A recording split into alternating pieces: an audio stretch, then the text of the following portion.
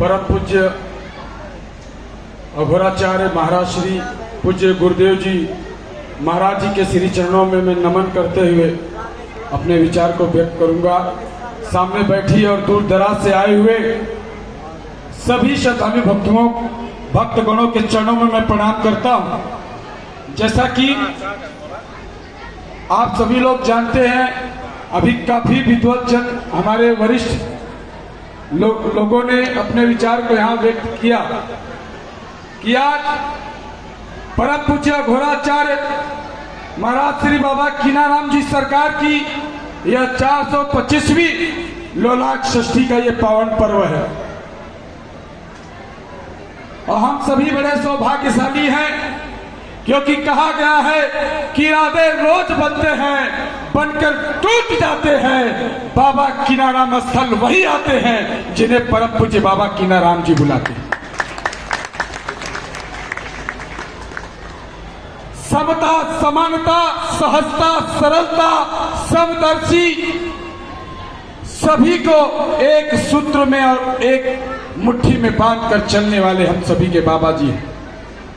पूरे विश्व के संप्रदाय के पन्ने को पलट लीजिए, पूरे ग्रंथ को, पूरे धर्म की जो मुख्य ग्रंथ होगा उस ग्रंथ का अध्ययन कर लिए, चाहे वो बाइबिल हो, कुरान हो, गीता हो, उपनिषद हो, लेकिन एक अघोर पथ जो परम पूज्य बाबा कीनाराम जी ने वो पथ को चलाया, ऐसा पथ और ऐसा मार्ग पूरे विश्व के भूमंडल पर नहीं है। जहां पर न जाति के नाम पे, न मजहब के नाम पे, न भाषा के नाम पे ये बातें नहीं की जाती। बाबा कीनाराम जी का जो मार्ग है कि भाव से ही भक्ति होती है, और भाव अगर शुद्ध है तो ना जात की जरूरत है, ना पात की जरूरत है, ना नहाने की जरूरत है, ना धोने की जरूरत है। आपका मन और आपका विश्वास अटल होना चाहिए। यह मार्ग है सहजता का। यहाँ पर मुस्लिम बहनें आती हैं, कुंड में स्नान करती हैं, जिस कुंड को क्रिंग शब्द से परम पूज्य महाराज श्री बाबा कीनाराम जी ने सन 16वीं सदी में उन्होंने अभिमंत्रित किया, और यह जो धुनी आप देख रहे हैं महाराज श्री जी ने उसे प्रज्वलित किया और वो अनवरत चलता चला आ रहा है। इस प्रांगण में कोई भेदभाव नहीं। परम पूज्य बाबा कीनाराम जी पूरे विश्व को, और परम पूज्य अघोराचार्य बाबा सिद्धार्थ गौतम राम जी जो स्वयं बाबा कीनाराम जी के अवतार हैं, उनका यही संदेश है कि भेदभाव मत करिए, सबको समान दृष्टि से देखिए, जात पात की बात मत करिए, सबको एकता के सूत्र में लेकर चलिए। कोई बीमार है, कोई असहाय है, कोई पीड़ित है, कोई उपेक्षित है, कोई वंचित है, सबको समभाव में लेकर चलिए। और ये ताकत सिर्फ और सिर्फ महाराज श्री बाबा सिद्धार्थ गौतम राम जी और आप जो उनके सामने बैठे हुए आज अनुयायी हैं, उन्हीं में यह दिखती है और कहीं दिखती नहीं है।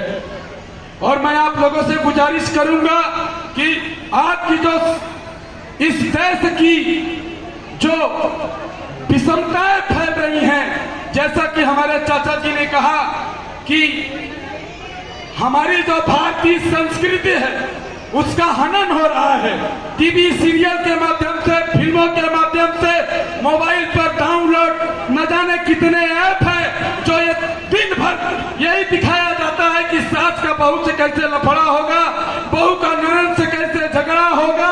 ये झगड़ा दिखा दिखा के हमारी जो बहनें हैं जो टीवी देखती है, उनकी मानसिकता को खराब किया जा रहा है। नाम एकता कपूर है, लेकिन एकता नहीं लाई, अखंडता ला दी है। इसलिए मैं आप लोगों से गुजारिश करूंगा कि मिलजुल के रहिए। हर घर में सास की इज्जत होनी चाहिए तो बहू की भी इज्जत होनी चाहिए, ससुर की भी इज्जत होनी चाहिए। जो माँ और बाप अपने बेटे को शिक्षा दीक्षा लालन पालन किए, आज वही नौजवान हमारे साथी आधुनिकता में, पश्चिम संस्कृति में ढलकर भूल जाते हैं। हमारी बहनें जो पश्चिमी संस्कृति का शिकार हो गई है मानसिक, वो भूल जाती हैं। इसलिए मैं आप लोगों से हाथ जोड़कर कहूंगा कि गुरु और गुरु से बढ़कर अपने माता पिता, अपना परिवार होता है। भारत को संगठित और एकत्रित बनाना है तो सबसे पहले अपने कुटुंब की ताकत को बढ़ाइए, एकता को बढ़ाइए, विषमता भूल जाइए। मैं आप लोगों से दो शब्द मुझे बोलने का अवसर हमारे परम आदरणीय बुजुर्ग हमारे पुरनिया श्री सूर्यनाथ सिंह जी ने हमें मौका दिया, बहुत बहुत धन्यवाद। और मैं आप लोगों को एक विनती मैं करने जा रहा हूं। कोरोना काल आया, सभी को पता है, कहीं पर रक्त की कमी हुई, कहीं पर जो गैस होता है, ऑक्सीजन गैस सिलेंडर नहीं मिला, प्लेटलेट, न जाने कितनी चीजों को दिक्कतों का सामना करना पड़ा। मेरी बहनों, बाबा अघोराचार्य सिद्धार्थ गौतम राम जी ने आज अपने पावन पर्व पे शंखनाद कर दिया है। आप लोगों से यही हाथ जोड़ के विनती है कि भीड़ लाखों की है, लेकिन 80 यूनिट से ज्यादा ब्लड एकत्रित नहीं हुआ है। मैं आप लोगों से गुजारिश करूंगा कि आप लोग रक्तदान करिए और आपका एक रक्तदान यूनिट ब्लड 4 लोगों की जिंदगी बचाएगा। मैं आप लोगों से यही कहूंगा, निडर होके, जो मेरे सामने माताएं बहनें साथी भाई हैं, आप सभी लोग से यही विनती है कि आप कम से कम 300 पार ब्लड यूनिट आप देकर जाएंगे। ऐसी मैं आप लोगों से चरणों में निवेदन करता हूं। जय मां गुरु, जय मां सर्वेश्वरी।